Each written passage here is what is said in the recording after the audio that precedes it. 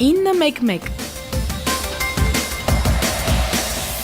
Բարի օր, Ռադիո Արևիկի եթերում 911 հաղորդաշարն է, առաջարկում եմ ընկերանալ մեր հերթական զրույցին և հարցեր ուղղել մեր հաղորդման փորձագետին։ Այսօր խոսելու ենք մթնոլորտային երևույթների, ամպրոպի, կայծակի, դրանց հետևանքով առաջացող վտանգների և իհարկե այդ ամենից պաշտպանվելու մասին։ Մեր հյուրն է ճգնաժամային կառավարման պետական ակադեմիայի ռեկտոր, փրկարար ծառայության գեներալ-մայոր Համլետ Մաթևոսյանը։ Պարոն Մաթևոսյան, ձեր «Ով եմ, ինչ եմ» գրքում դուք անդրադարձել եք նաև կայծակ ամպրոպ երևույթներին։ Ասեմ, ինչ են կայծակները, ոնց են ծագում, ինչ են անում ու ինչ անենք, որ դրանցից դուք պաշտպանվեք, գրել եք ձեր գրքում։ Կայծակների առաջացման բուն պատճառը լիցքերն են, համ դրական, համ բացասական։ Հիմա կասեք, այ մարդ կարգին մի բան ասա, որ հասկանանք ինչ են դրանք, փորձեմ ասել ու բացատրել։ Հիմա ձեզ լսենք, ինչ երևույթներ են կայծակն ու ամպրոպը, ինչու են դրանք առաջանում։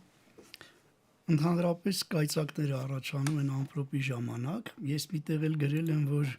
որտեղ ամպրոպ, այնտեղ որոտ, որտեղ որոտ, այնտեղ կայծակ։ Այսինքն ամպրոպները միշտ ուղեկցվում են կայծակներով։ Կայծակը ինքը լիցքերի պարպում է, եթե շատ հակիրճ ասեմ, ընդհանրապես ամպերը լիցքավորված մասնիկներ են իրենց մեջ կրում եւ լիցքերը հավաքվում են, դրական լիցքերը ամպի մի կողմում, բացականները մյուս կողմում։ Եվ եթե երկու ամպեր հանդիպեն իրար, ապա դրական ու բացասական լիցքերը ձգեն միմյանց հարվածի պահին, պարզ է չէ նրանք ձգում են, կան հարված են, տեղի կունենա լիցքերի պարպում, այդ լիցքերի պարպումն արտահայտվում է կայծակի ձևով։ Բայց հետաքրքիրն այն է, որ միայն ամպերի միջև դա տեղի չի ունենում, կարող է կայծակը լինել ամպ, կարող է լինել ամպ-երկիր, կարող է երկիր-ամպ լինել, այսինքն երկրագեղևի մակերևույթը մի լիցքերով լիցքավորված լինի, ամպի մյուս լիցքավորված կողմը տեղի ունենա կողմից պարպում երկրագեղևի հետ։ Շատ վտանգավոր է երկիր, ամպ, երկիր, մարդկանց համար երկրագեղևի վրա հրդեհներ կարող են առաջանալ եւ տարբեր տեսակի վտանգներ կարող են լինել այս դեպքում։ Իհարկե բնական է, որ կայծակները վտանգավոր են նաեւ ինքնաթիռների համար։ Ինքնաթիռների համար երկու կայծակներն էլ կարող են տեղի ունենալ եւ ամպ եւ ամպ-երկիր, երկիր-ամպ կայծակները։ Իսկ ուրիշ ինչ երևույթներ են տեղի ունենում ամպրոպի ժամանակ։ Ամպրոպի ժամանակ տեղատարափ անձրևներ կարող են լինել կարկոտ, որտեղ նույն ամպերը կարող են կարկտաբեր լինել եւ հատկապես այդ կարկտաբեր ամպերի ժամանակ դրանց բախման դեպքում այդ որոտները լսվում են եւ այդ պարպման ձայնն է, որ մենք լսում ենք, օդի տատանումներով գալիս հասնում է, դրա համար ձայնը մի քիչ ավելի երկար է տևում, բայց ինքը կայծակը շատ կարճատև է, նա վայրկյանների մի քանի մասերով է լինում, 0.3 երևի ամենամեծն է տևողությամբ։ Ձեր գրքում ներկայացնում եք նաև կայծակների տեսակները՝ ոչ գծային, գծային, գնդաձև։ Խոստովանենք, որ ոչ բոլորս գիտենք այս մանրամասները, խնդրում եմ բացատրեք դրանց տարբերությունները։ Այո, կայծակները լինում են 3 տեսակի՝ գծային, ոչ գծային եւ գնդաձև։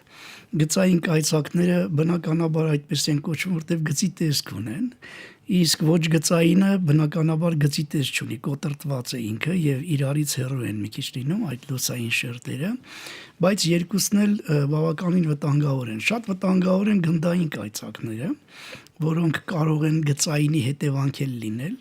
Այդ կայծակները ճիշտն ասած դեռ լավ ուսումնասիրված չեն։ Շատ վեճեր կան այս գնդային կայծակների շուրջը, բայց գնդային կայծակները այլ կերպ կոչվում են նաև թափառող կայծակներ։ Իրենք թափառում են եւ կարող են ներս մտնել։ Դրա համար մենք ասում ենք բնակարանում պատուհաններ է փակել, փեղկեր է փակել լուսամուտների, որտեղ նրանք կարող են փեղկերից ներս մտնել։ Ամենավատը այն է, որ այդ գնդային կայծակները, երբ հարվածում են ինչ-որ մի բան, իրենք բաժանվում են մասերի եւ այդ մասերը նույնպես դառնում են թափառող կայծակներ, բնականաբար ներս մտնելով բնակարանում ինչ հողակցումով սարքեր կան կամ միջոցներ կան, կարող են դրանց հարվածել, օրինակ ջրի խողովակները, որոնք հողանցված են, գազի խողովակները, որոնք ի վերջո հողանցված են, այս բոլոր խողովակաշարերը դառնում են խիստ վտանգավոր նման կայծակների դեպքում։ Հիմա անդրադառնանք կայծակի հետևանքով առաջացող վտանգներին, որ դեպքերում է այն ավելի վտանգավոր։ Բոլոր դեպքերում կայծակները վտանգավոր են։ Կայծակները հարվածում են բարձր տեղերի, Կայծակները առաջացնում են հրդեհներ, ծառերին հարվածելիս կարող են նույնիսկ ճեղքել ծառերը, կարող են շենքերի փլուզման բանել դառնալ, պատճառել դառնալ։ Իրենք շատ վտանգավոր երևույթներ են եւ կայծակը հիմնականում պետք է իմանալ, որ դա էլեկտրական լարում է, լարումների պարպում է, որ դա ունի հոսանքի ուժ, որ դա ունի լարվածություն եւ այնքան մեծ են դրանք, որ պարզապես չափերի մեջ մեր մտածողության չեն կարող տեղավորվել։ Օրինակ ասենք 20,000-ից մինչև 200,000 ամպեր հոսանք կարող են ունենալ, որը մենք չենք կարող պատկերացնել պարզապես, մինչև 50 միլիոն վոլտ լարման կարող է հասնել, հետևաբար սա սարսափելի մեծ լարումների եւ հոսանքի մասին է խոսքը, հետևաբար շատ ուշադիր պետք է լինել։ Եվ իրենք հիմնականում հողանցման գործընթացն է, որը շատ վտանգավոր է, դրա համար մենք ասում ենք, եթե շանթարգելներ կառուցեն, շանթարգելը փաստորեն մետաղյա ձող է, կոպիտ ասած, որը միացված է հողին, նրա միջոցով տեղի է ունենում հոսանքի անցում դեպի հողային մակերես, հողի մեջ եւ կողքի այլ բաների չի հարվածում։ Դրա համար ամենալավ պաշտպանվելու միջոցը դա շանթարգելն է։ Ընդհանրապես կայծակն էլ ինքը հետաքրքիր բաներ ունի։ Օրինակ ասենք, կայծակը սիրում է այնպիսի ծառեր, որոնց բները հարթ չեն։ Օրինակ կաղնու ծառեր ինքը շատ է սիրում, ինչ է դա նշանակում, որ եթե բները հարթ չեն, ինքը նման ծառերի կհարվածի։ Դա մեզ համար նշանակում, եթե մենք անտառում ենք, պետք է այնպիսի ծառերի տակ փորձենք պաշտպանվել, որոնք ունեն հարթ կեղև եւ ոչ թե ոչ հարթ կեղևներ։ Բոլորը պաշտպանության համար շատ կարեւոր են եւ բնականաբար արդեն վտանգավոր է դառնում, երբ մարդը թաց կոշիկներով, թաց շորերով հայտնվում է նման իրավիճակում, դա նշանակում է կա ճանապարհ հոսանքի անցման, նման դեպքերը շատ վտանգավոր են, դրա համար ասում ենք, եթե մարդը գտնվում է այդպիսի նա ջրային մասերից պետք է հեռու գնա, որքան հնարավոր է։ Հակառակ դեպքում կարող է հայտնվել բավականին լուրջ ծանր իրավիճակում։ Ես դեռ էլի կշարունակեմ այդ մասին խոսել մյուս հարցերի մեջ իհարկե։ Հիշեցնեմ, որ մեր հյուրն է ճգնաժամային կառավարման պետական ակադեմիայի ռեկտոր, փրկարար ծառայության գեներալ-մայոր Համլետ Մաթևոսյանը, այսօր խոսում ենք կայծակների մասին։ Պարոն Մաթևոսյան, մեզ հարցեր են ուղղել նաև Ռադիո Արևիկի ունկնդիրները։ Հասմիկը հարցնում է, ասում են, երբ կայծակի ժամանակ դրսում ես, ամենաանվտանգ տեղը ավտոմեքենայի մեջ է, ճիշտ է։ Նո ասել ամենաանվտանգ տեղը ավտոմեքենայի մեջ է, դա այդքան էլ չէ, բայց համեմատաբար անվտանգ է այն առումով, որ ավտոմեքենայից դեպի գետնին գնացող մասում կան ռետինե անվադողեր, որոնք գետնի հետ կապ չեն ապահովում եւ ինքը կարող է այդ կապը չտալ դեպի հողանցում չգնա։ Այս առումով ինքը մի քիչ ավելի անվտանգ է, քան այլ տեղերում, բայց ասել, որ դա ամենաանվտանգն է, իհարկե ոչ։ Մեկ այլ ունկնդիր էլ հարցնում է, ճիշտ է, որ կայծակի ժամանակ չի կարելի օգտվել բջջային հեռախոսից եւ եթե այո, ինչու։ Այն բոլոր սարքավորումները, որոնք իրենց մեջ պարունակում են էլեկտրական ինչ-որ բաներ, դրանք չի կարելի օգտագործել, որտեղ ինքը փնտրում է, այստեղ նույնպես կան լիցքեր, եւ այդ լիցքերի հետ կլինի փոխազդեցություն մյուս լիցքերի։ Բնականաբար տեղի կունենա ճայթուն, այրում, փչացում, որը կազդի նաև լսողության վրա եւ այլն։ Իրոք դա վտանգավոր է, չի կարելի նման սարքավորումներով գործել նման պայմաններում։ Շարունակենք չի կարելիների շարքը կայծակի ժամանակ։ Չի կարելիների շարքը հետեւյալն է. չի կարելի գտնվել նավակում ամպրոպի ժամանակ, որտեղ եթե ասենք կայծակը միանգամից է լինում։ Իհարկե ոչ, քիչ առաջ ասացինք, որ դա ամպրոպների դեպքում է լինում, իսկ ամպրոպային ամպերը մարդը տեսնում է։ Ինչպես են ամպերը կուտակվում, երկինքը սևանում է, ուր որոտ կայծակ կլինի, այսինքն նախապես նա զգում է, որ ամպրոպային եղանակ է եւ կարող է նախորոք պաշտպանվել։ Ամպրոպի դեպքում կայծակներ երբ առաջանում են, չի կարելի գտնվել բարձրադիր վայրերում։ Չի կարելի կանգնած մնալ։ Բայց դա չի նշանակում, որ կարելի է պարկել։ Պարկել էլ չի կարելի, որտեղ պարկելու ժամանակ հարվածի մակերեսը մեծանում է։ Ավելի շատ պետք է կքանստել, գտնել ցածր վայր, կքանստել եւ սպասել ավարտին։ Հաջորդը ամպրոպի դեպքում չի կարելի կանգնել քարանձավի մուտքերի մեջ։ Քարանձավը ինքը հողանցված վայր է մարդու համար, պաշտպանվելու համար շատ լավ վայր է, բայց երբեք ոչ քարանձավի դռների մեջ։ Ամպրոպի ժամանակ չի կարելի թաց տեղերում լինել, պետք է անպայմանորեն խուսափել այդ տեղերից դուրս գալ, գետերի ափերից եւ այլն եւ այլն։ Ամպրոպի ժամանակ չի կարելի պաշտպանվել միայնակ ծառերի մոտ, որտեղ միայնակ ծառը արդեն բարձրացին է, որին կարող է հարվածել։ Եթե անտառում են չի կարելի այդ դեպքում գտնվել ոչ հարթ կեղև ունեցող ծառերի մոտ, օրինակ կաղնու մոտ պաշտպանվելը դա պարզապես մահաբեր է, վտանգավոր է շատ։ Գուցե այսքանը բավարար է, բայց ամենակարևորը շենքերում այդ շանթարգելների ունենալն է, որ պետք է ունենալ։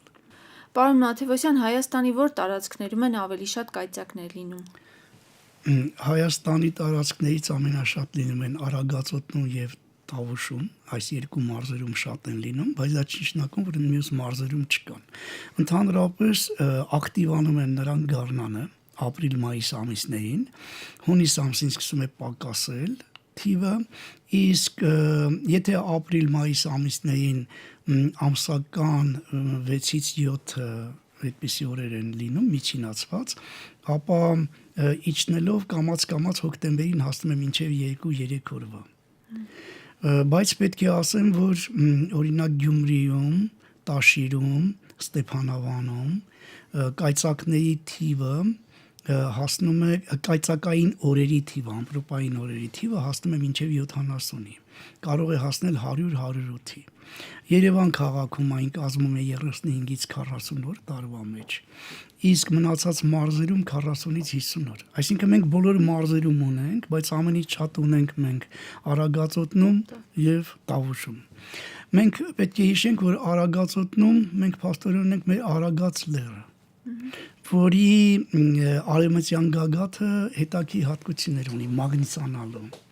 Եթե ինքը մագնիսանում է, հետևաբար ամպերին լիցքավորված ձգում է դեպի իրեն եւ այստեղ շատ հզոր